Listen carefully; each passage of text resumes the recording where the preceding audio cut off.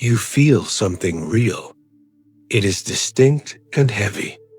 When you are in the same room, the atmosphere changes. They look at you with recognition. You see it in their eyes. It is not something you are imagining. They feel it too. The tension is palpable. The energy is undeniable. And yet, nothing moves. You are standing in the center of an intense connection that has no forward momentum. The reality of the feeling does not match the reality of the situation. You are waiting for the external world to catch up to the internal truth. And that waiting has a cost you haven't measured yet. The pattern is always the same. When you are together, the signal is clear. There are moments of high intensity where everything makes sense. The conversations go deeper than they do with anyone else. You share vulnerabilities. They listen. They respond with emotion. It feels like a breakthrough.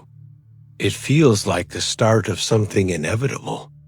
But then the physical proximity ends. You go home. The silence begins.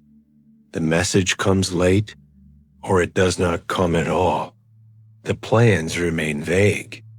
You wait for the momentum to carry over from the emotional high to the practical reality, but it dissolves. You are left replaying the interaction to prove to yourself that it happened. You analyze the tone of their voice. You remember the specific words they used. You know you did not hallucinate the closeness. The intensity was there. The chemistry was there. But the follow-through is missing. You are caught in a loop of high engagement followed by absolute stillness. It is a cycle that keeps repeating without ever turning into something solid. Your mind naturally tries to bridge this gap. The human brain cannot tolerate a contradiction between strong evidence of feeling and a total lack of action. So you create a narrative to explain it. You tell yourself they are afraid. You assume the connection is so strong that it overwhelmed them. You think they are damaged from a past relationship and need time to heal. It seems logical that something this rare requires a pause. You look at their life circumstances. You see their career stress or their family obligations. You find valid reasons for their hesitation.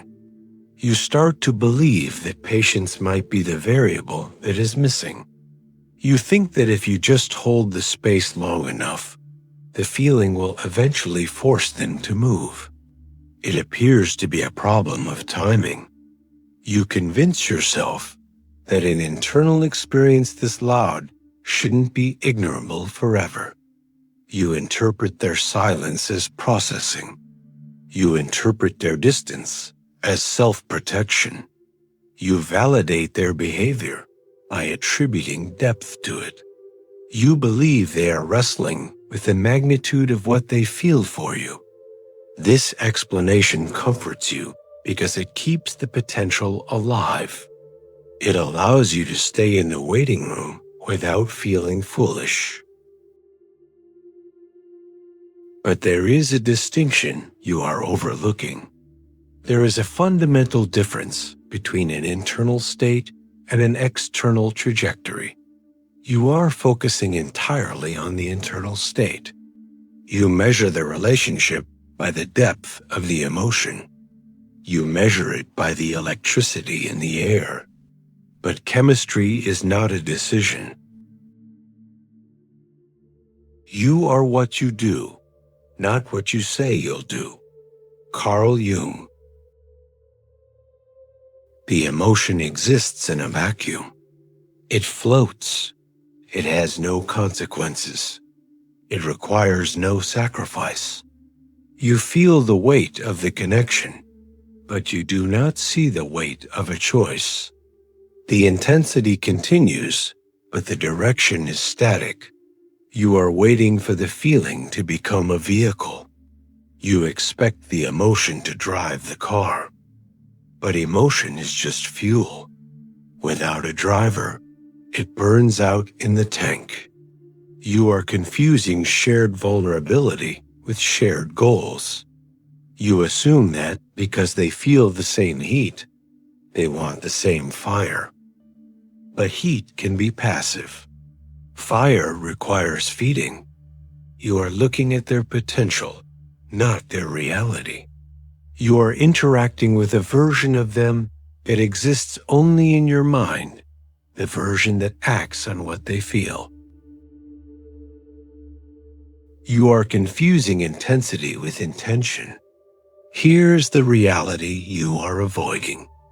The illusion is that if they feel it enough, action will follow.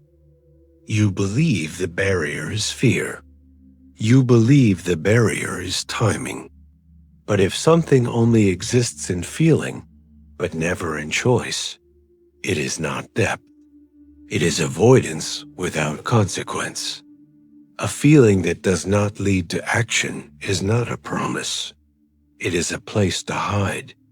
They can enjoy the intensity of the connection without the responsibility of the commitment. They get the validation of being seen without the burden of being chosen. The feeling is real to them, but it is not a call to action. It is a drug. They are consuming the connection, not building it. The lack of movement is not a delay. It is the destination. You are not waiting for them to overcome a hurdle. You are waiting for them to change their nature. If the feeling was enough to cause action, the action would have already happened. The fact that it hasn't is not a mystery. It is the answer. They feel it, and they choose to do nothing. That is the full picture. There is no missing piece. You must look at the data, not the sentiment. Choice is information. The lack of choice is also information. When someone does not choose, they have made a choice. They have chosen to keep their options open. They have chosen safety over risk. Ambiguity benefits the person avoiding the decision. It keeps you engaged without requiring them to deliver. You interpret the gray area as potential. They use the gray area as a shield. One does not become enlightened by imagining figures of light, but by making the darkness conscious. Carl Jung. The darkness here is the absence of their action. You must stop translating their silence into a language of potential love. You are analyzing the wrong things. You are analyzing their size and their glances. You should be analyzing their feet. Their feet are not moving. You are an option that provides emotional sustenance, not a partner that requires integration. You have been categorized as an experience, not a future. You are waiting for a signal that has already been sent. You are reading between the lines, but the page is blank. There is nothing to decode. Real alignment does not require an interpreter. It does not require you to act as a forensic analyst of their behavior. You are exhausted because you are carrying the weight of both the connection and the explanation for why it isn't working. Put it down. There is no puzzle to solve. People who are chosen don't need to interpret signals. They receive decisions. They do not guess. They know. The confusion you feel is not complexity. It is your refusal to accept a very simple answer. Full framework on the channel.